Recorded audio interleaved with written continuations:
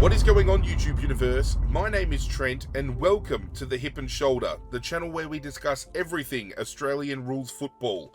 And with another round of AFL action locked away in the books, it is time for another edition of the Round Recap video podcast. If you are new around here, welcome. If you are returning, welcome back. Whatever the case may be, sit back, relax, and let's dive on in and unpack another round of AFL football together. If this is the first podcast you were catching on this channel, essentially it's in the name, self-explanatory. We just go through the round that was in the previous round that just went down, and we unpack every game from the first round, the opening game to the last game. I'm stumbling already. It's that early on in the video and we're stumbling, so we're gonna recover. We've got to take it, center ourselves. Let's get back on track. I don't want to derail so early, but we look from the first game to the last game of the round, and we dive into things like statistics and breaking down who I believe was best on ground for that game. We talk about any fallout from not only those games that we're talking about at the time, but the competition in general, whether there was anything happening in the broader AFL community away from these games that we need to discuss. Just the time to sit back and reflect and have a good old chat about football, because that's what I want this place to be. I want this channel to be a place where we can all come together and just express our love for the game, talk about it, share our thoughts and opinions, rip it down, have a cry, have a laugh, whatever opportunity arises. It's all going to happen here. So do hit that like button if you're enjoying what I'm doing, and subscribe if you want to get on board the community that we are building. I would appreciate it if you guys did. But round 23, second to last round of the home and away season. This season has gone by so quickly, and as a Richmond fan, it couldn't end any fucking quicker, I can tell you what. But it kicked off Friday night, Marvel Stadium, Essendon hosting Sydney. A lot on the line for these two teams respectively. More so for Essendon, because Essendon was still trying to see whether there was a pulse on the chances of making finals, and Sydney obviously looking to just solidify that top finishing spot, becoming the minor premiers and locking in a home final essentially 2 weeks running, which puts them in good stead to walk into the grand final under similar circumstances that I have spoken about, with Brisbane aiming to finish in that top 1 to top 2 bracket so they can get back-to-back games at the Gabba and get their kind of foot into the door for the grand final. That being said, this was a seesawing affair, and it was an affair that really spoke volumes in regards to how both these teams have been respectively throughout the entire season. Essendon, very wayward in front of goal and kicking themselves out of a game, and Sydney, incredibly slow starting and allowing their opponents to get the jump on them, but managing to claw their way back in with second half performances that have been, you know, second to none, I feel, by the majority of the competition. This was a game where Essendon came out strong in the first, came out swinging. They were hitting hard. They were making most of their opportunities. Sydney looked a little bit wayward early, but I was still solidified in the fact of knowing that we have seen Sydney so many times this year against the ropes early and coming back hard in the second half and becoming almost an unstoppable juggernaut in many retrospects. Essendon in the second half of this game really just kicked themselves out of it. I mean, they go on to kick 4 goals, 6 for the rest of the game after half time. Sydney go on to kick 12 goals, 4. It was a game that I felt, had Essendon kicked straight, momentum could have very well just stayed well and truly in the pocket of Essendon. But we've seen over recent weeks, especially when their spot for finals has been on the line, as it has been for probably the last month, they failed to deliver in that aspect. We saw them a couple of weeks ago against the Gold Coast, Mac Andrew kicking that goal after the siren to defeat them and pretty much put the dagger in their finals chances. But the loss here obviously is the nail in the coffin. But they kicked 1 goal 9 in that last quarter alone against Gold Coast last week. Any 2 of those 9 behinds wins them the game. You know, even maybe 1 wins them the game. You've got this game here where, had they come out and they sunk maybe the first 2 or 3 of the third quarter, it would have made things a hell of a lot more shaky for Sydney to kind of find their footing. But Sydney, it was almost like slipping back into familiarity, similar to clubs that we have seen in the past like Collingwood. And we know Collingwood historically over the last 12 to 24 months find themselves notoriously in positions where they'll be less than a goal down and they find a way to keep scrapping and either just win or just lose. Sydney have found themselves in precarious positions this year where at half-time it's looked like it's game over, but they've come back at swinging like Mike Tyson and absolutely taking a chunk out of the proverbial ear here, because they didn't look like they were going to be slowing down at three-quarter time. I thought to myself, this is going to be a game where they're going to pile on another 4 to 5 in the last quarter, which is what they did quite comfortably. And it just asserted, more so in my mind, and I feel probably in your minds as well, so feel free to let me know in the comments down below how you felt about it, but still asserted the fact that they should still very well be within conversation of being the premiership favourites, even though they went through a bit of a purple patch in the last month or so where they dropped games that they probably shouldn't have dropped. Because when you look at the seedings that people have in the positions they have teams in, some people don't even have Sydney in their top 4 seeding. And I don't understand how you can have that go down, especially when they're still technically, statistically ranked the number 1 team in the competition. I mean, they're first on the ladder for a reason. It was not without effort for Essendon.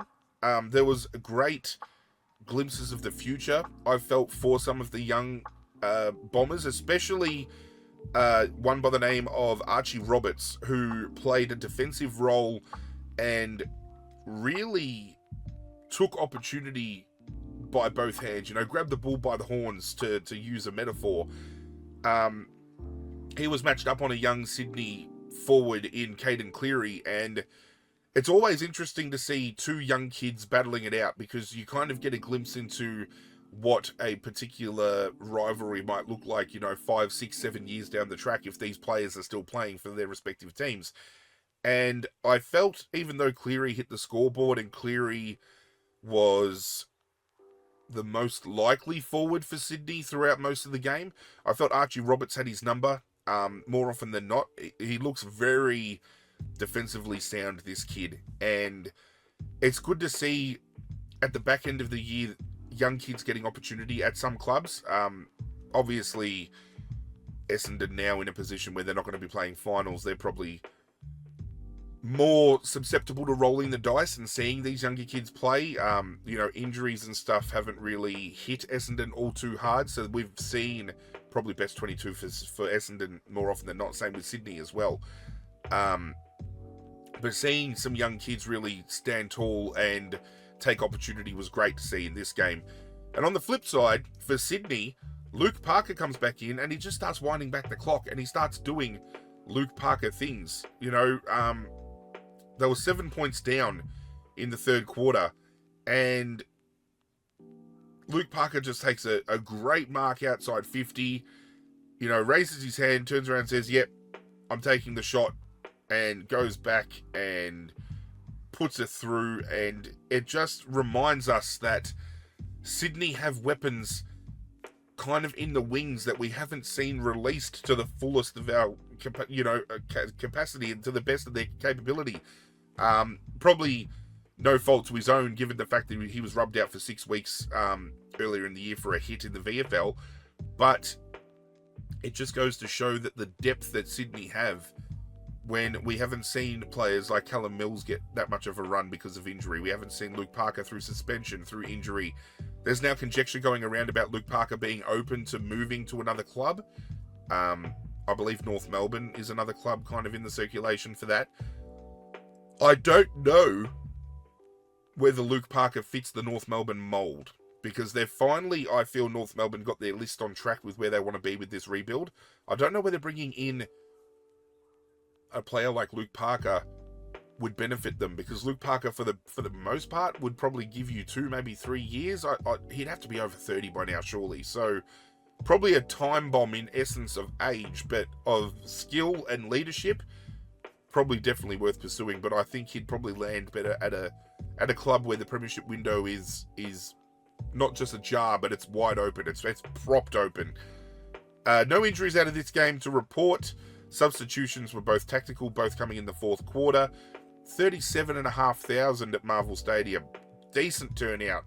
But as I said, dagger in the heart for Essendon, because even though at halftime it looked like they had wrestled control, even, into the third quarter, it looked like they had that momentum still running their way. It's a game that they probably should have never lost. Back-to-back weeks where they shouldn't have lost. And it's going to miss, they're going to miss playing finals this year after a season where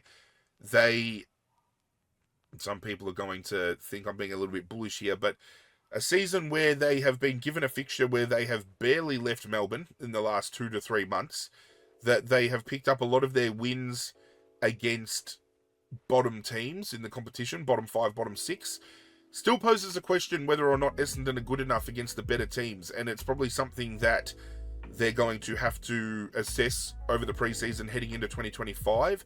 Rumour going around that they're potentially looking at bringing in some other key players, but I don't know how far their salary cap is going to stretch after the haul they've just picked up in the off-season of 2023 coming into 2024. So I think they've got the pieces. It's just the cohesiveness that needs to be found. And,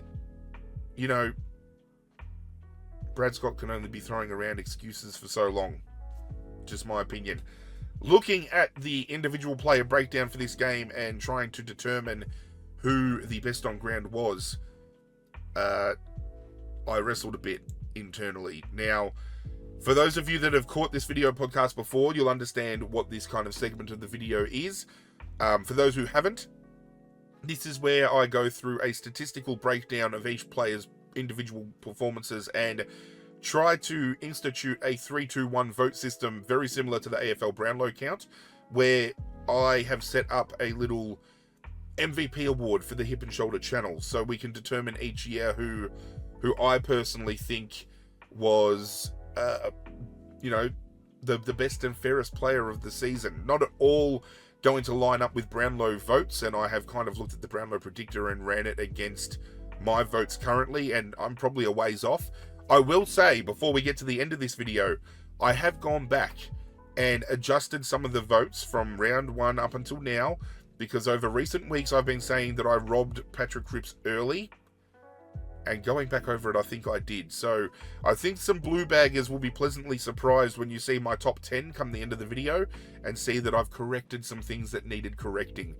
But for this particular game, I find it hard to give best on ground to a player in a losing side. If it's within a couple of kicks, justifiable. But when you're looking at 30, 40, 50 points, I don't know whether you can give best on ground to somebody from that losing team. So that's where I kind of wrestled internally with this, because there was a player from Essendon that I felt was probably best on, but shouldn't get it because of the outcome. I don't know. Let me know in the comment section down below. This is probably the perfect discussion point. Do you feel if a player has performed well enough to be best on ground, but has played in a losing team by a fair margin, should they still be gifted best on ground, or do you turn attention more so to the winning team and who had more influence within that win? Because I definitely feel when it comes to the Brownlow, say for example, the Bulldogs are playing Collingwood and Bulldogs lose by 30 points, but Marcus Bontempelli has been best on. You're probably looking at someone like a Dacos or someone that would get the 3 vote, and then Marcus would probably get the 2 because he performed well but was in a losing team. Very similar circumstance to what I've done in this particular game here. And there is a number of players that probably would be stiff to miss here. I do want to touch on, just talking about Archie Roberts before, just talk about the game he had. He had 25 disposals at 76% disposal efficiency, 436 metres gained, 9 contested possessions, 6 marks, 4 score involvements, and 3 tackles. I thought on the day, when you look at it, he was probably Essendon's best defender on the day, which is speaking volumes, because Ben Mackay is the most overpaid player in the AFL currently, and I don't think he's lived up to the moniker of what that contract has reflected. So maybe North Melbourne got away with an absolute steal by getting the compensation pick that they got, given the year that Ben Mackay has had. I gave the 1 vote for this game to Isaac Heaney, and I don't want people thinking that I'm riding Isaac Heaney's dick for any reason, because I did vote for him quite heavily early in the season, and I'm trying to justify whether or not other players are more worthy, but I feel he had a game that was influential enough for him to at least get the one vote. He had 22 disposals at 63% disposal efficiency, 353 metres gained, 12 contested possessions of his 22, 3 clearances, 6 marks, 3 goals won, 7 score involvements, and 2 tackles. The 2 vote, and where I'm arguing he might get the 3 vote for the Brownlow, but again, it's all completely objective when it comes to the people that are doing the voting. Nick Martin from Essendon, 32 disposals at 87% disposal efficiency, 291 metres gained, 10 of those 32 were contested, 1 clearance, 5 marks, 3 goals, 7 score involvements, and 3 tackles of his own. Now, 3 goals as someone who's playing off a halfback flank role, huge. But I landed on best on ground going to Errol Goulden. And some people may not agree with me, but I have a look at the stats here and I think they back it up. I think Errol had a good game. 25 disposals, 64% disposal efficiency, 534 metres gained, 8 of his 25 were contested, 6 clearances, 6 marks, 7 score involvements, and 2 tackles in a game where he didn't score himself. So, Sydney win quite comfortably. Errol's got his hand in a handful of those scores, lays a few tackles, gets some good clearance work going, had a lot of outside run, moved the ball on incredibly well. Definitely, in my opinion, could argue that maybe Nick Martin had the better game, but again, I don't know whether I can justify a player in a losing team by 39 points being best on. That's just my personal take. The Gold Coast played host to Melbourne at People's First Stadium, and I backed Gold Coast in here thinking, they're going to be back at home. They've just won emphatically against Essendon on the road. Melbourne's backs have been up against the wall. This should be quite comfortably a solid win for the Gold Coast. And they got absolutely rattled for the first time this season at their home ground. And it was against a team that had players that I wouldn't say haven't been delivering, but probably haven't been living up to their end of the bargain for a number of weeks now, and have probably been thrown under the bus by many. I know I've definitely thrown a couple of these names under the bus myself, but it was those, non-apparent players over recent weeks that really stood tall and took advantage in a game that should have been in the Gold Coast control, given where both of these teams are at this year. I don't understand where the fall off happened. I mean, up until half time, it was only a goal the difference, so it was still very much in, both ways. But, for Melbourne to come out in a half of football and register 10 goals to 2 for a half just shows not just the defensive pressure they were able to put on, but finally finding some offensive cohesiveness, as I stumble over my words, because I feel that's something they've been struggling with. Definitely, they have struggled with their forward half. They've definitely had a makeshift forward 50 that hasn't been delivering. But when you look at the names of the scorers this week, Disco Turner kicks 4. I've been very bullish on Harrison Petty for weeks and weeks and weeks. He kicks 3. Van Rooyen kicks 3. Jack Viney as an inside midfielder, he kicks 2. Melksham, he brings all the boys to the yard, he kicked 2. Tholstrup kicked a goal. Judd McVie in the back line. First ever goal in AFL football. It was a great moment to see the club get around him. Langdon on the outside kicked a goal. Bailey Fritsch, probably the disappointing one because he only kicked 1.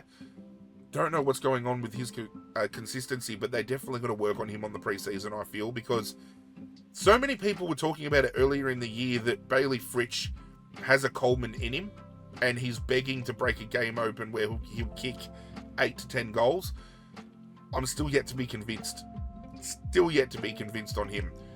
And I thought this was going to be a game where Gold Coast were going to win quite compellingly because there was no Clayton Oliver coming into this game. Tuke Miller came back in for the Gold Coast, so I felt, okay, Melbourne's going to be rolling with no Petrarca, no Oliver. Tuke Miller comes back in to solidify a midfield around Rao, Flanders, Anderson.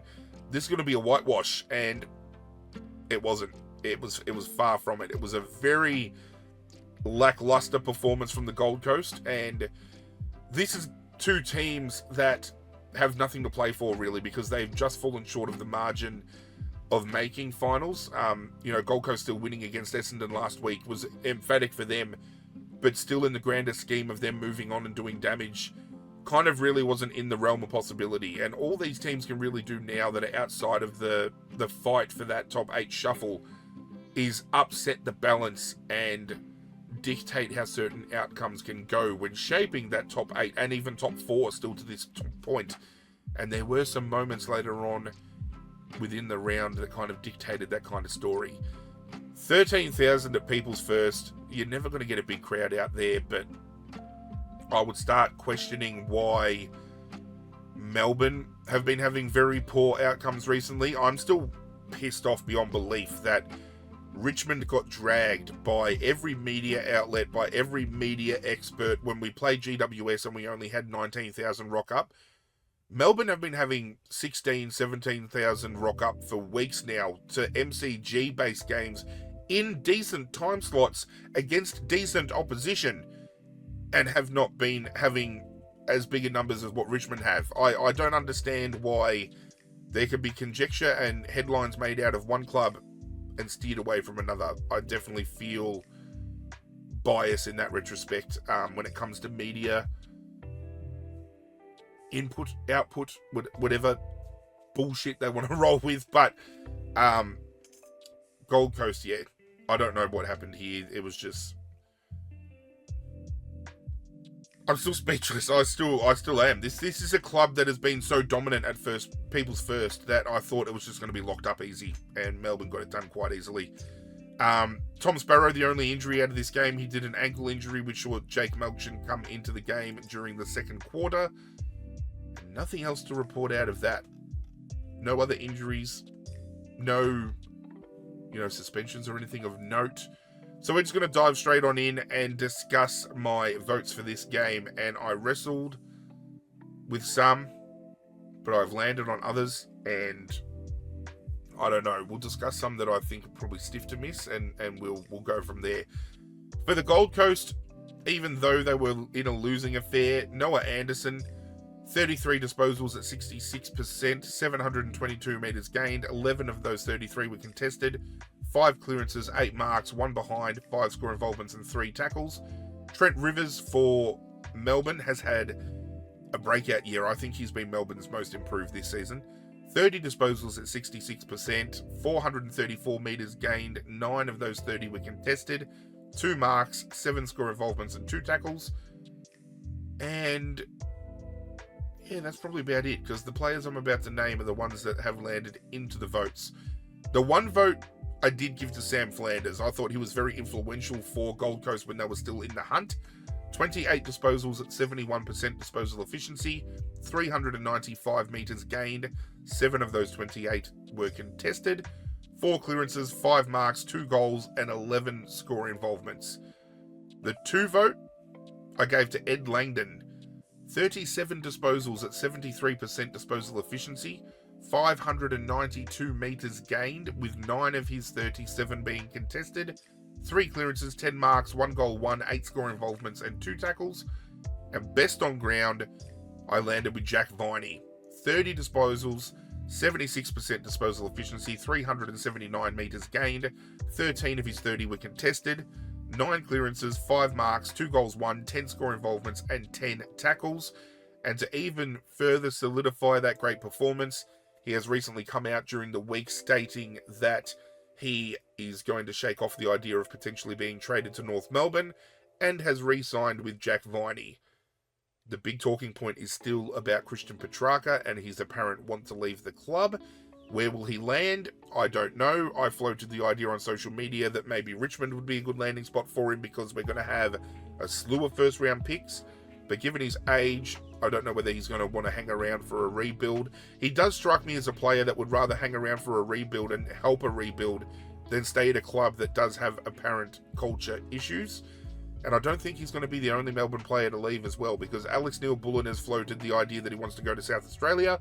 I still feel Clayton Oliver's going to get traded at the end of the year as well, so stay tuned for all of that. At NG Stadium, we saw an arm wrestle of an affair between GWS and Fremantle, 2 teams that are still not just fighting to remain in the top 8, but fighting to look for a top 4 finish. And it was a game, literally, that arm wrestled back and forth. GWS went in with a quarter-time lead. Fremantle went in with a half-time lead. At three-quarter time, it was GWS. And then it just continued to be the way of GWS for the rest of the game. And I feel the deciding factor was the lack of defensive pressure from Brennan Cox. Now, Brennan Cox is a player for Fremantle that is always lauded for his defensive capabilities, but he allowed Jesse Hogan to kick 6 goals 4.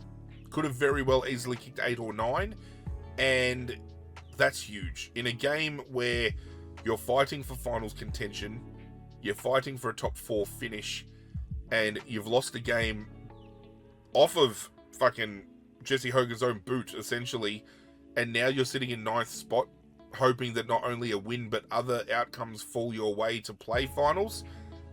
That's got to sting as a Fremantle supporter, because this is a club that I've been hanging the hat on for months and months as being the finals dark horse this year, and now they're a real chance of missing it altogether. I don't know where this drop-off has come from. They have definitely been missing Josh Tracy out of full forward. Sean Darcy in the ruck, I don't think as much, because I definitely feel Fremantle play better without him. It's Luke Jackson definitely overperforms and outperforms without him. And I think one of the deciding factors that have cost Fremantle so much this year was when Hughes went and did... Was it Hughes? No, it was Pearce. Alex Pearce. When Pearce did his arm earlier in the year, and he missed three to 4 weeks, he came back into the team straight away, and he basically re-broke that arm. Had they have waited to bring him in and nursed him through that properly, he would have been the perfect person to throw on Jesse Hogan this week, and I don't think Jesse would have kicked close to 6 if Pearce was playing on him. So I think in the grander scheme of things, poor player management from Fremantle's part has eaten into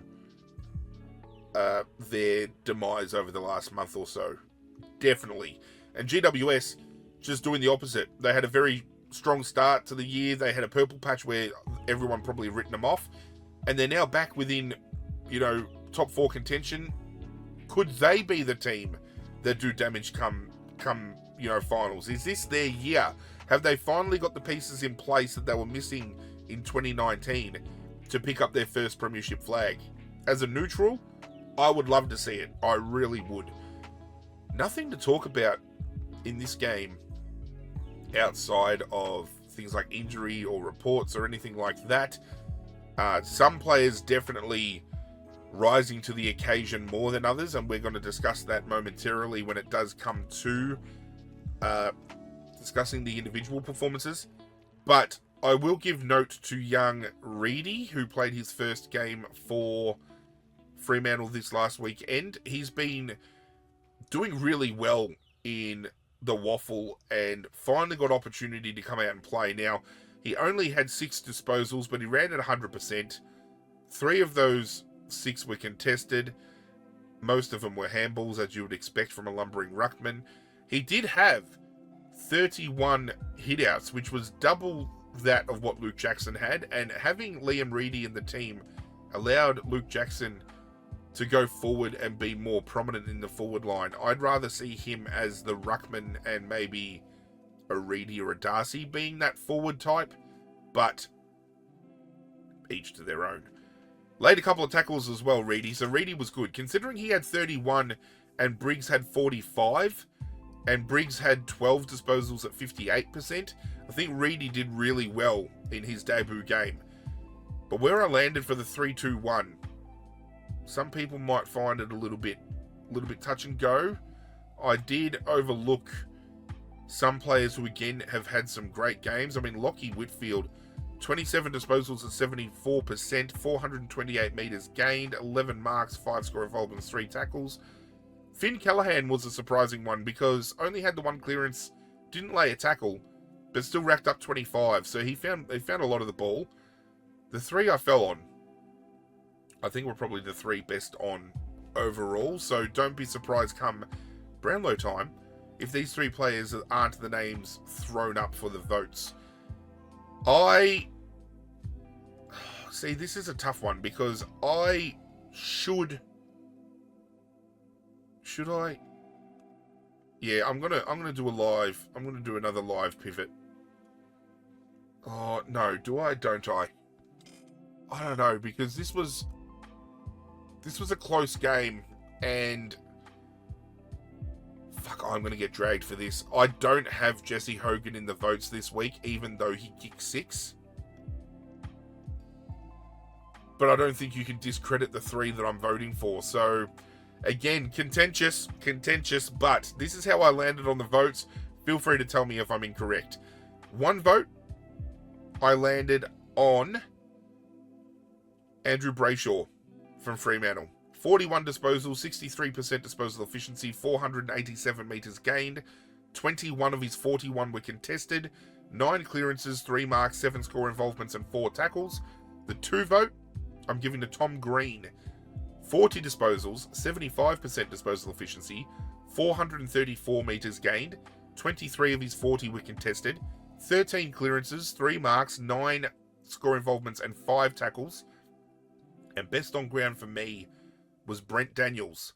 29 disposals at 82%, 504 metres gained, 11 of his 29 were contested, 7 clearances, 7 marks, 3 goals won, 11 score involvements, 13 tackles, and to add on top of that, discussion points now coming out from some media experts that believe Brent Daniels has now established himself as the best small forward in the competition. The MCG played host to an absolute belter between Collingwood and Brisbane, and let's face facts, over recent years we've come to expect when these two teams go head to head, we're going to get an absolute banger of a game. And this was as fast finishing as myself in the bedroom. Let me tell you what, the final quarter in this game was absolutely off its fucking hinges. At 3/4 time, we saw Brisbane go in with a 14-point lead, and I honestly thought at that point in time they had enough momentum swinging that way throughout the entire game that they should have put them away in that last quarter quite comfortably. But as we've come to expect with Collingwood, it comes down to those moments where they find themselves in close quarters and they find ways to keep on scrapping, and they found a way. And what makes this win more impressive is the fact that they were 4 goals down at quarter time, and everybody thought that Brisbane were just going to put the foot down and fucking run away with it. And it was just a clawback from Collingwood from that point. The grind was ever slow growing until probably within the last 5 or 6 minutes of the game, and Collingwood just absolutely started going ballistic, and it was just goal after goal after goal, and I was just in awe of what Collingwood were doing, because that was the Collingwood that we saw win the premiership last year. It was the same brand that marked them as the best team in the competition for 2023, and it is far removed from the version of Collingwood we have seen for vast majorities of this year. 61,000 at the MCG saw this match go down. It was, to me, it was match of the round. I honestly thought that to the fullest, especially seeing those fast finishes. A couple of goals, especially a goal of the year contender from Nick Dacos, which was a belter. Bo McQuarrie kicking a late goal to secure the win, essentially. It was so good. It was so good. It's hard to put into words how impressive it was to watch this game. And Brisbane not only, walk away with a 1-point defeat, but they lose Jared Berry at quarter time to a hamstring injury. Now, I haven't looked at how severe that hamstring injury is, but if that rules him out for the finals, that is a very underrated component to their makeup that they're going to lose, because he does have some instances where he uses the ball poorly, he'll turn it over, but his pressure acts and his ability to get to the contest and second, third, fourth efforts, very criminally underrated, I feel, not just for Brisbane, but for the competition as a whole. And credit where credit is due to Collingwood as well. It wasn't just offensive pressure that got them over the line, but it was defensively being able to shut players down that really opened up avenue and opportunity elsewhere around the ground. I mean, Cam Rayner has been a standout for Brisbane, especially over the last couple of months. he was kept to only 15 disposals, and of those 15, I think he only had 2 in the last quarter. Some of those were ineffective. They kept him very quiet. There was that rundown tackle from Isaac Quainer in the last quarter that stopped an almost certain goal. It was just moments. Collingwood picked them so perfectly well. It was peak Collingwood. It was seeing Collingwood at their best. There's not really much I can say outside of that. I was just vastly impressed with the finish, given how strong Brisbane coming out of the gates. It's a loss that's going to bite them in the ass, because it's going to possibly, cost them a top 4 finish. And if they do finish in the top 4, it's not going to be that first or second slot to get that back-to-back home final. And they've only got themselves to blame, really, because there's games like this that they should be icing, and they're just letting it get away from them far too easily. And again, it poses the question about whether they can play at the MCG, whether they can find sustainable success at the MCG, which is a ground you need to find success at if you want to win a premiership cup. And that's where this whole Vic bias bullshit comes into play. I don't want to have any discussion about that fact, but Brisbane losing a game that they should have really been pulling the icing out for it at 3/4 time, saying, let's just ice up this bad boy and serve it. But nah, again, letting it slip through their fingertips. When it comes to the votes for this game, I ummed and ahed and wrestled and tried to justify, and I don't know whether some people will agree with me here, but I'm giving the 1 vote to Lachie Neale. 22 disposals, 77% disposal efficiency, 340 metres gained, 13 of those 22 were contested, 8 clearances, 1 mark for the game, which is surprising, 2 goals, 6 score involvements, 5 tackles. He's the only Lion to get a vote here, when you've got Will Ashcroft, who had 26 at 73%. He had 3 clearances, 6 score involvements. Hugh McCluggage had 26 disposals at 73%. 16 of those were contested, with 7 clearances, 7 score involvements, and 5 tackles. Maybe in the conversation for the 1 vote. Maybe. I don't know whether I've stiffed Dane Zorko or if I've stiffed Josh Dunkley, but I just loved what Lachie Neale did, and I don't know whether that's rose-tinted glasses because he's the Lion that you kind of turn attention to more often than not, but that's where I landed with it. The 2 vote, I'm giving to Steele Sidebottom, and it's a year that I feel like I haven't paid much mind to this bloke, but he still just goes about his business every week. 26 disposals, he did only run at 57% disposal efficiency though. 437 metres gained, 8 of the 26 were contested, 6 clearances, 5 marks, 5 score involvements, and 8 tackles. And best on, I gave to Nick Dacos. Again, I don't know whether people are going to agree with me, but that's where I landed. 25 disposals at 60% disposal efficiency, 337 metres gained, 9 contested of his 25, 4 clearances, 6 marks, 2 goals, 1, 9 score involvements, and 5 tackles.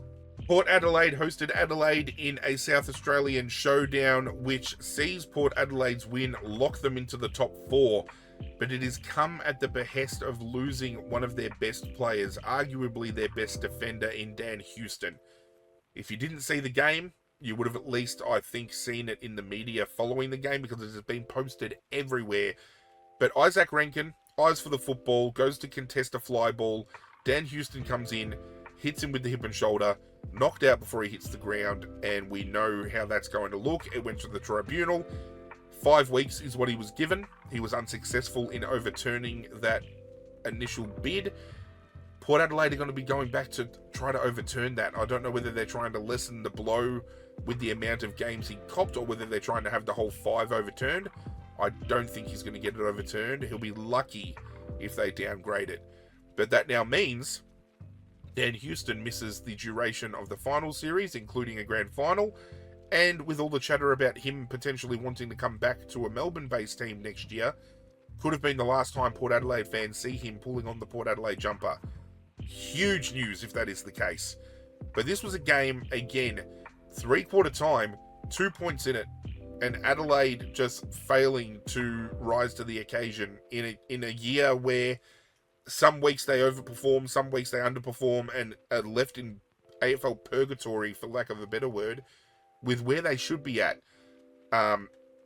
It was funny to watch this game because there was a lot of banter going around.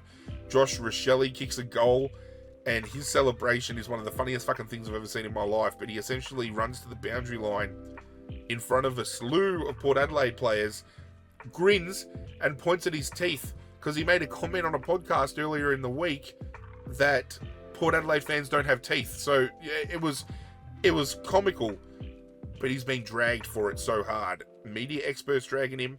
Rory Laird has come out on radio recently saying that, he should back it up with his words instead of showboating. There's now talk that he's going to be omitted from the team this week. So Adelaide unhappy with his antics, or are they willing to let him go to another club because there's now trade rumours going around? It's going to be a very interesting watch. I definitely feel Rochelle has been fumbled by Nix and probably does need a fresh start elsewhere if opportunity comes knocking. A lot of people feel, especially Adelaide supporters feel, that Rochelle is a very one-minded, selfish kind of player, and we've all seen that he backs away from a hard ball. But I feel going elsewhere and remoulding himself could hold not just him personally, but his career in better stead. Just my opinion. As I did mention, Isaac Rankin out with concussion, so he will miss this coming week. It's not like Adelaide are playing for anything, but that is unfortunately the case. Zach Taylor replaced him in the third quarter, and Lockie Jones went down with Achilles soreness in the third quarter and was subbed out for Quinton Narkle. 52,500 at Adelaide Oval for this game. Very good turnout. But with Port Adelaide locking up this top four finish here, probably pushing for that second spot too, mind you. So if they can play at Adelaide back-to-back weeks again, could that be beneficial for them? We'll find out. But I don't know whether they've done enough to prove themselves to be a premiership threat yet. I still feel the pass mark for Port Adelaide is to make a grand final, because they have consistently been the bridesmaid but never the bride. They always get themselves to a position of a prelim and get knocked out, and then they hang their hats on another year. I don't think they can afford to keep hanging their hat on that and accepting that as a pass mark. They need to get out of that fucking mindset of that they're only good enough to get as far as a prelim. They need to make the granny this year. I think if they do, they pass. If they make it, I don't think they win it. If it was at Marvel, I would give them every chance, because they're a different beast at Marvel compared to MCG, but I feel they don't play the MCG near as well. Trying to work out the votes for this game was a lot harder than I thought. Given the fact that there was a 22-point margin, I did feel looking at Port Adelaide players was more prudent than looking at Adelaide players. I did land on Jordan Dawson for the one vote. 26 disposals at 69% disposal efficiency, 569 metres gained, 11 of his 26 were contested, 5 clearances, 6 marks, 2 score involvements, and 11 tackles. The ones that were probably stiff to miss from Adelaide, probably Matt Crouch. 29 disposals, 65% disposal efficiency, 455 metres gained, 9 of the 29 were contested, 3 clearances, 3 marks, 6 score involvement, 8 tackles rather, not 6.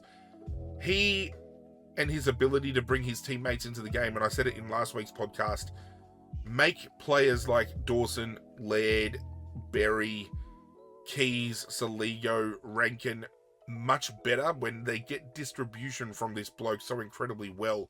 And I definitely feel Matt Crouch has had a year where it's not like all Australian worthy or anything like that, but it's a year that he hasn't had as much chatter about him go around than he probably deserves, because he's put everything on the line this year, and it makes you question why Nix spent a bulk of 2023 leaving this guy in the sandful. Blows my mind. The 2 vote for this game, I landed on, bear with me as I get it back up because I've shifted around, Jason Horne-Francis. I just love how this kid goes about it, I really do.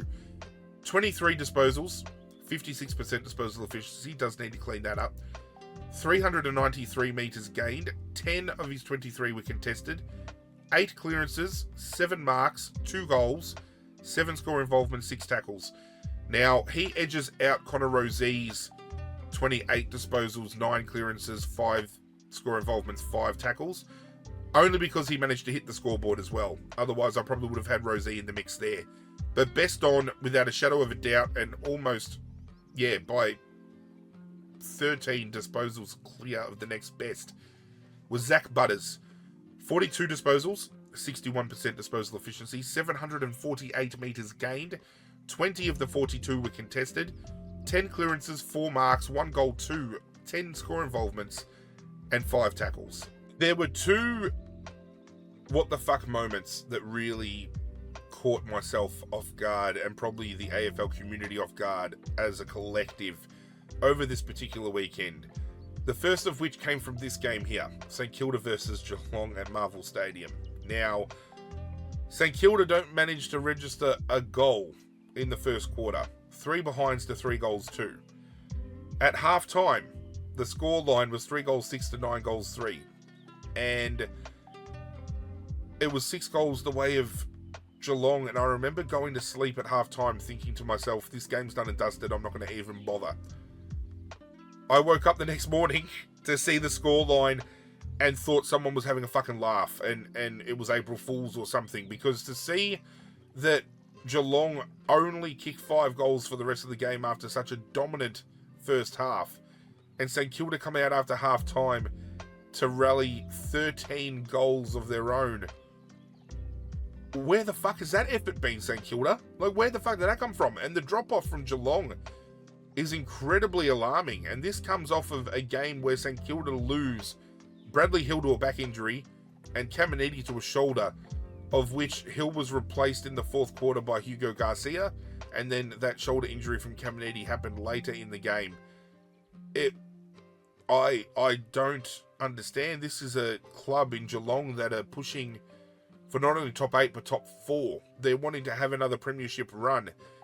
St Kilda have been a team this year that have wavered when it comes to consistency and their ability to kick a match-winning score. And at 3-quarter time, to see them go in with a 6-point margin after struggling in that first half, it started to pose questions as to whether or not that lack of forward, adaptability was going to let them down. But they turned it up. They really did. And it just poses more questions about St Kilda's makeup. I feel they play better without Max King, so I don't know why ideas of signing Max King to an 8 to 10 year deal are being floated around. Everyone played their role for St Kilda this week, and it was an even spread. Like, Higgins kicks 3, Wilson kicks 2, Sharman kicks 2, Owens kicks 2, Steele kicks 2, Wood, Membry, Marshall, Hill, Butler.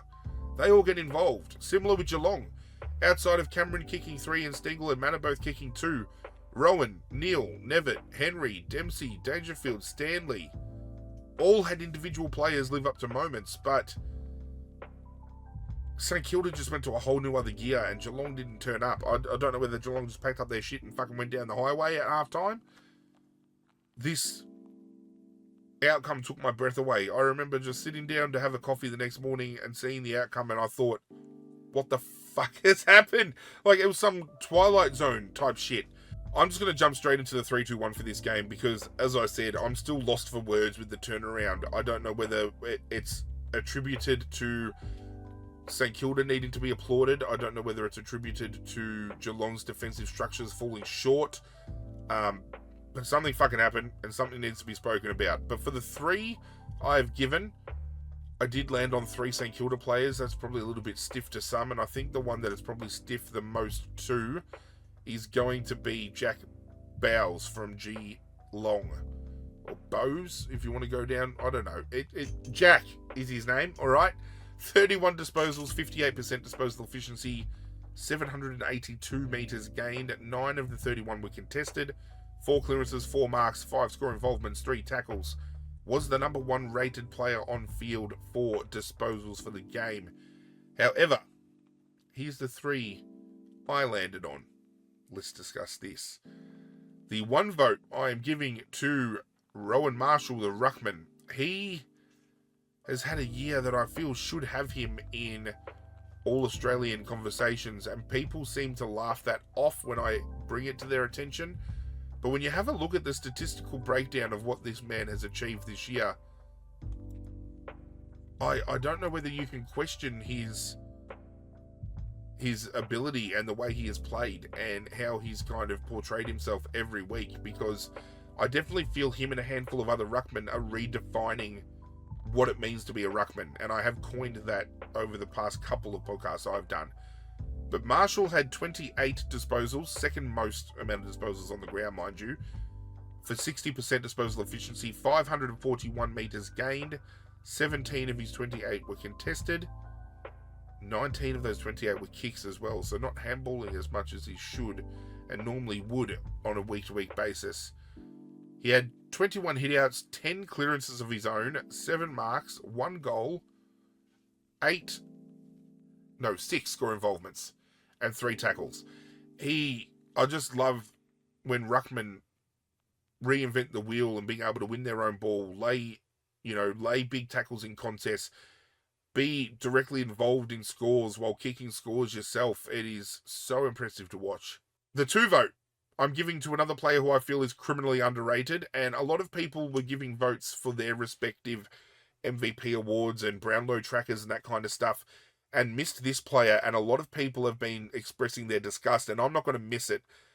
2 vote for this game goes to Cal Wilkie. 28 disposals at 89% disposal efficiency, 426 metres gained, 7 of his 28 were contested, 15 marks, 6 score involvements, and 3 tackles. But it was the captain, Jack Steele, who takes out the best on ground honours for me. 27 disposals is 81% disposal efficiency. He had 401 metres gained, 13 of his 27 were contested, 5 clearances, 10 marks, 2 goals, 1, 10 score involvements, 10 tackles. Thank you very much. The first of 3 games on Sunday was at Marvel Stadium, and I'm laughing because I think you're about to laugh at me. Bulldogs versus North Melbourne. Tim English announced he's not going to be playing in this game, and I went and tipped North Melbourne. I thought, with no Tim English, Tristan Sherry is going to have a fucking field day in the middle. He's going to get first use of the ball. He's going to get a lot of clearances of his own. This is going to be a towel up in the midfield. North Melbourne are going to win the close contest. The Bulldogs won by 96 points in a game where Sam Darcy kicked 7. Not only his personal best, but eclipsing his father's personal best, which I'm sure would have been a great discussion point at the dinner table. Darcy asserting that potentially, even though Harley Reid was the favourite for the NAB Rising Star, if Darcy and Reid were both eligible, do you think Darcy is the better player and would have won it? Because I definitely feel Darcy is and has a bigger ceiling. I probably a very contentious call, and some people are going to definitely not agree with me, but I'm not buying into the Harley Reid overhype. I'm not sold, and that might upset some, but it all comes down to opinion. And I think really what we have seen so far is Harley Reid, more often than not, is all flash and no substance. That's just my take on it. But this game was an absolute drubber. I mean, in the first quarter, North Melbourne were only down by 11 points, and the door was still wide open. I thought, we're going to get a cracking contest here. And then, yeah, it was over. It was over at halftime. They managed to kick 1 behind in the second quarter. They then managed to only kick 1 goal in the third, and then they managed to kick 2 goals, 1 for the final. Whereas the Bulldogs escalated their game to kicking a further 4 goals, 7 up until halftime.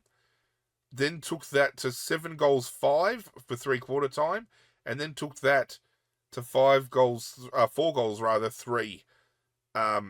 Again, Bulldogs have been very inaccurate and wayward in front of goal. This is a game that they could have been 10 goals ahead by half-time. I don't get it. I don't know how to process it. I really don't. This just come out of the blue, but they're hitting their straps at just the right time, and a lot of people have the Bulldogs as the number 1 seed now, and this is a team that is still at risk of missing the finals completely. But they're playing the way they did in 2016. Very underdog-like. If they make the finals, it's only going to be just.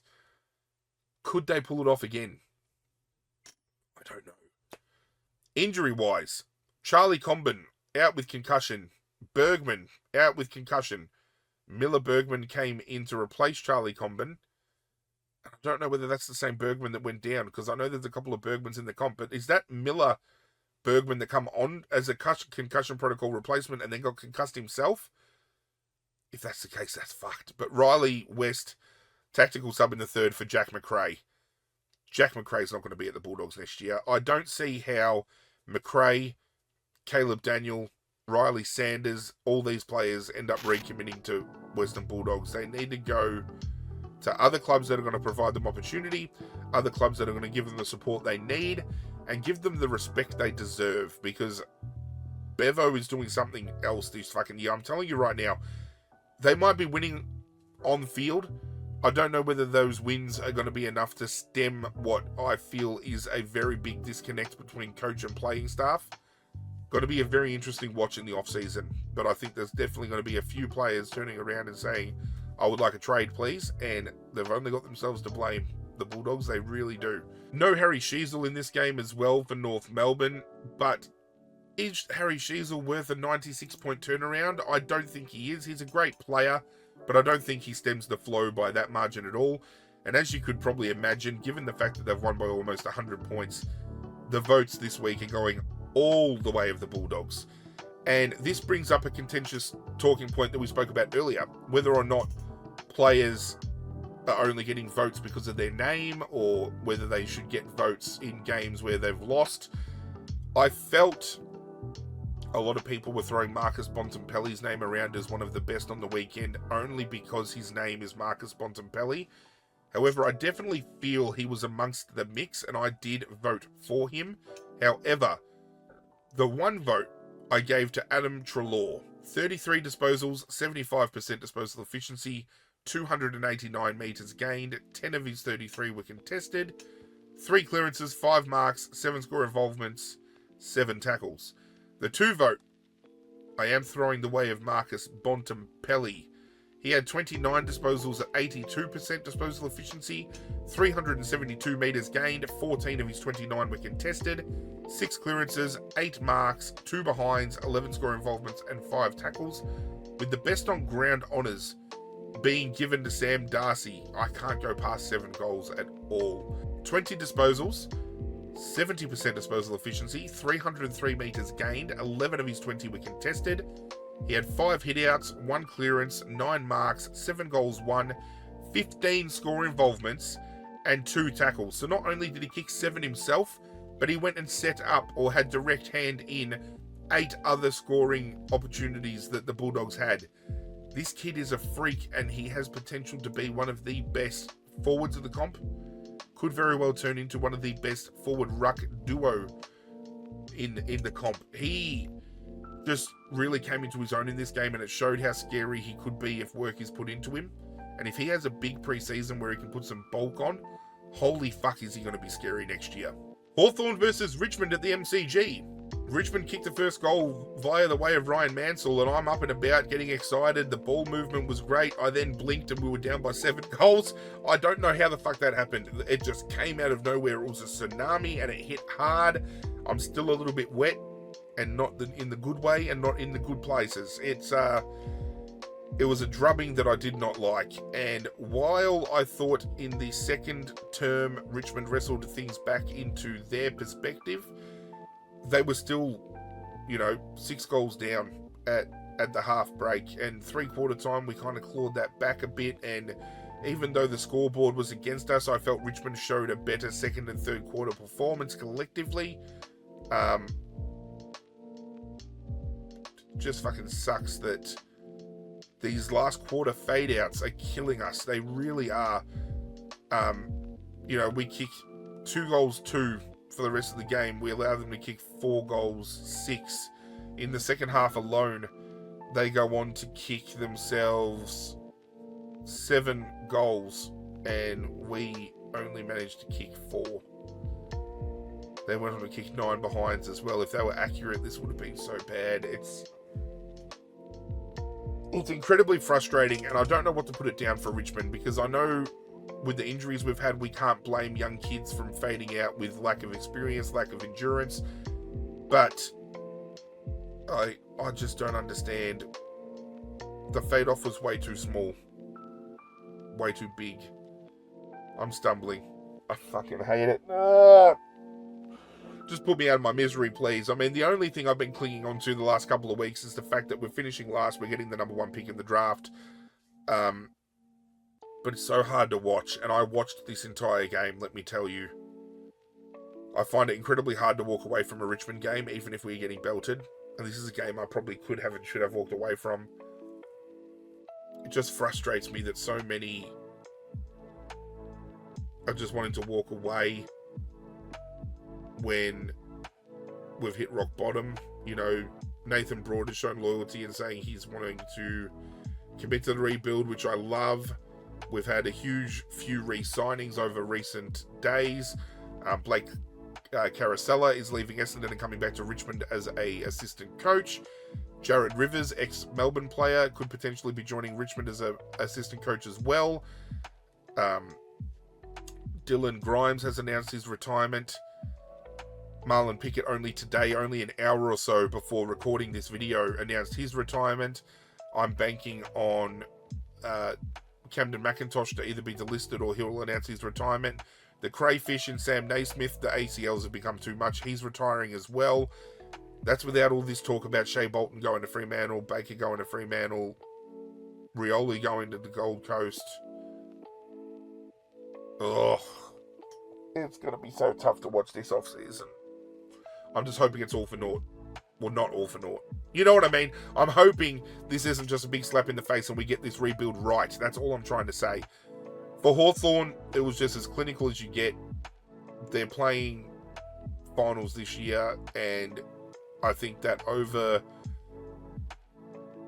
overstimulates the crowd a bit because of the fact that I think not many people had them in finals contention. I mean, I laughed at people that had them as far as 10th and 9th on the ladder. I didn't think they'd break out of the bottom 5, and they've exceeded that and somewhat. They're going to be an interesting watch because I feel they're one of those teams that are going to take the most momentum coming into the finals and could do some damage where those finals are placed, especially if they're played at the MCG. Will Day, collarbone injury, was replaced in the first quarter. I don't think it is too bad, so he might be back in recent weeks. We then had Scrimshaw for Hawthorn go down with a finger injury, but again, that I think is more superficial than anything. 58,000 at the MCG, if you don't mind. Thank you very much. Probably more so Hawthorn fans in the crowd than Richmond, but hey, take what we can get, right? I try to take the small wins where I can with Richmond, and over the course of the year, we've obviously seen so many injuries. We've had 43 different players play for Richmond this year, so being able to see these young kids come through the system has been a shining light for me, and I love seeing the ones that take opportunity and really elevate to the next level. I feel Hugo Ralphsmith has gone to another level this year for us. Ryan Mansell has gone to another gear for us. Jack Ross has only just come back into the team, but he slot back in incredibly well. Who else played well that I want to talk about? Sam Banks has been playing really well. Trezise is having some opportunities to really stand tall. Campbell's still looking good. But with opportunity, you start to weed out those that aren't really going to be hanging around all that much. And I feel Matt Coulthard might be delisted at the end of the year. Noah Bolter, out of necessity, played as a forward. Kicked 2 goals, 1, but only had 5 touches. And this is a player that I feel deep in me, when he hits his peak, he's going to be one of the best defenders in the competition. He's going to be an All-Australian fullback. I can feel it. We need to play him there. We've got players like Jacob Bauer now coming through the system where, okay, he might not have hit the scoreboard this week, but he took some very critical marks in big moments. And I feel he could play a very integral third tall role around Maikelti Lafau and Tom Lynch when it comes to our forward structure.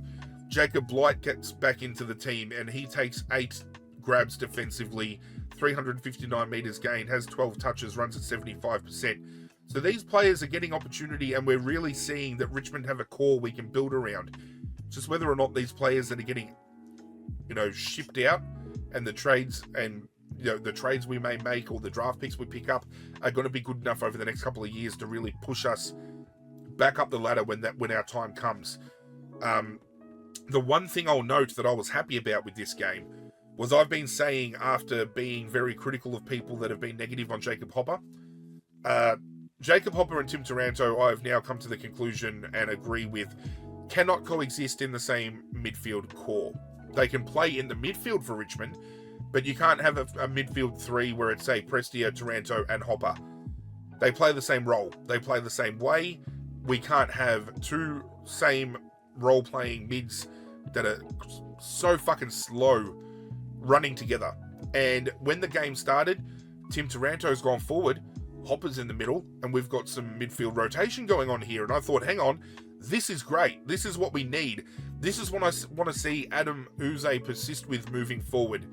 Taranto starting in the forward line, mixing it up, moving around. We're going to have to do that with Shea Bolton possibly leaving, but we've got Jack Ross coming back into the team, who is great. We've got Hugo Ralphsmith we could give some midfield minutes into. Maurice Rioli Jr., if he comes back in, let's see him get some midfield minutes in. It'd be good to see a rotation going, because I felt when Richmond got the early jump for the opening few minutes, and then when we wrestled momentum back in the second quarter, it was through those positional changes. And it was also a positional change where Uze came from up in the coach's box to down on the ground again. 8 goals down at quarter time, he comes down to the bench, and our attitude just lifts exponentially. And while some people are saying, we want to see a coach, we don't want to see a cheerleader, I feel Adam Uze is better placed on the ground where he can get one-on-one time with the players and really enforce what he is trying to direct. There were glimpses of Adam Uze's game style played in this game, and in the quarters where we wrestled momentum back, you could see Richmond shift from an over-handballing type game to a kick and maintain, very well-drilled kind of team, going down the line, looking for contests, looking to move the ball on. If we can get that implemented well over the preseason heading into next year, who knows what could happen. To no surprise, though, we get belted by the tune of what we got belted by. All the votes are falling the way of Hawthorn here. The one vote goes to the senior player in Jack Gunston, who turned back the clock. Could be a good story for him too. Coming out of Brisbane, coming back home, plays a milestone game. He's going to play finals with Hawthorn once more. Such a good story. But 17 disposals, 88% disposal efficiency, 368 metres gained, 9 marks, 5 goals, 9 score involvements and 1 tackle. The 2 vote lands with James Warple. 29 disposals at 69% disposal efficiency, 613 metres gained, 9 contested of his 29, 4 clearances, 2 marks, 2 goals, 1, 11 score involvements and 4 tackles. But Jai Newcomb was just let off the chain. The boy from Poo Wong went to town and pooed all over Richmond. 33 disposals, 81% disposal efficiency, 425 metres gained, 15 of the 33 were contested, 9 clearances, 7 marks, 1 goal, 1, 15 score involvements, and 5 tackles. And we end the round off with one of the biggest fucking fumbles I've ever seen, and I still don't know how the fuck this happened. No Charlie Curnow, no Harry Mackay, no Adam Sard, no Lockie Fogarty, no Tom De Koning. You could add players that have been missing pretty much all season from their best 22 with the likes of Sam Doherty and players like that. But they were missing so many that West Coast were almost favourite for this game. So much so that I tipped them. And at quarter time, it reflected that, because Carlton only went in 2 points ahead, and I thought, yep, all right, we're looking good here. Carlton didn't score in the second quarter. Carlton ran away with the game, and they end up winning. They end up winning the game by 65 points. How the fuck does that happen when you've got no functioning forward line? You're missing your number one ruckman, your best 2 forwards. You're missing, a key component off your half-back line. I just don't know. I just really don't know. This was a game that West Coast really needed to be better. I mean, they kicked 2 goals 2 in the first quarter. For the rest of the game, they managed to kick 2 goals 8. Carlton kicked 2 goals 4 in the first. They go on to kick 12 goals 11 for the rest of the game. This could have been a 100-point belting if they had kicked straight. This, again, does this speak volumes about the ineptability of West Coast, or are Carlton a serious threat? Because if Carlton had all their players playing, this would have been 100 plus points. I don't know. I really don't know. And this was with Durden doing a shoulder, so they had another further injury go down in this game. I'm just going to move on to the best on. I can't dwell on it. I really cannot, because this just left me absolutely shocked. I just remember sitting back watching this game thinking, what the fuck is going on? It almost undoes all the hard work that West Coast have done this year to bring smiles to their supporters' faces when they come out and play like this. And I know a few West Coast supporters, myself personally, that are very pissed off after this outing. The 3-2-1 for this game, the 2 and the 3 were easy. I had to find and dig for the 1, and I'm going to give it to someone who some might not agree with, but I thought he's a very underrated player for Carlton, has gone very underrated this year, I feel, but I think he played a very integral role in the margin they won by. Ollie Hollands, 24 disposals at 83%, 321 metres gained, 9 of his 24 were contested, 2 clearances, 4 marks, 9 score involvements, 7 tackles. I thought he had a very comprehensive game. The 2 vote for me is landing with George Hewitt. 35 disposals at 57%, 485 metres gained, 10 of his 35 were contested, 5 clearances, 5 marks, 8 score involvements, and 10 tackles. But it was Patrick Cripps, best on ground. 35 disposals, 80% disposal efficiency, 419 metres gained. 21 of his 35 were contested. 3 hitouts, 10 clearances, 3 marks, 12 score involvements, and 2 tackles. This not only gives my personal MVP award a shake-up, and nobody gives a fuck about my MVP award, let's be serious, but it's going to give the Brownlow a red-hot fucking shake as well, which, if you follow the Brownlow tracker, he's currently ahead by only a couple of votes. And as I mentioned at the top of this podcast, I have gone back and rectified votes from previous rounds, which is going to reflect when we talk about the overall leaderboard coming up. As for the Brownlow, I still feel there's going to be a tie. I don't know whether Lachie Neale's going to be involved now. I've been feeling for the longest time this year, for some reason, it was going to be a draw for the Brownlow and Lachie Neale was somehow involved. But I now am starting to think, given how the Brownlow predictor is running, that it's going to be a potential Cripps and Dacos draw for the Brownlow. I don't know. I'm still thinking it's going to be a draw. I don't think it's going to be an outright winner. There's just something about this year that has things too tight up around the top of the ladder that, yeah, it's just... I'm feeling it. Are you feeling it? I'm feeling it. With all that out of the way, we can now have a look at how our ladder is placed after 23 rounds of football. We have Sydney in first place, currently 1 win ahead by the next best, which is Port Adelaide and GWS, effectively tied for second place on 60 points. 1 win behind them, we have Geelong in 4th, and then we have Brisbane in 5th, the Bulldogs in 6th, Hawthorn in 7th, and Carlton in 8th. Bulldogs, Hawthorn, Carlton all effectively tied for 6th place. Still in the hunt, we have Fremantle on 50 points in 9th place. They do need to win and they do need other outcomes to fall their way. Collingwood are in 10th place on 48 points. Still a mathematical chance, but I think it is something in the realm of St Kilda having to win by over 200 points against Carlton for that percentage makeup to happen and for Collingwood to get into the top 8. So I think their season is done, but they've fought valiantly given the start to the season they've had and the injury list that they have had. We then have Essendon in 11th, done and dusted.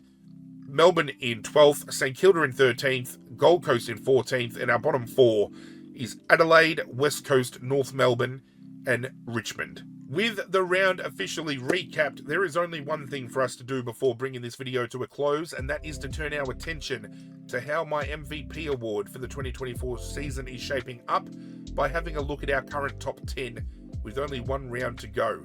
And I can tell you, just looking at this list here, there is only 4 players that are going to be within striking distance of winning this, and I feel with the Brownlow, it's probably going to be the exact same situation.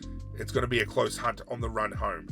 But in 10th place, I have Lachie Whitfield from GWS on 20 votes. In 9th place, I have Zach Butters from Port Adelaide on 21 votes. In 8th place, I have Jack Steele from St Kilda on 22 votes. In 7th place, I have Errol Goulden from Sydney and Tom Green from GWS, both on 23 votes.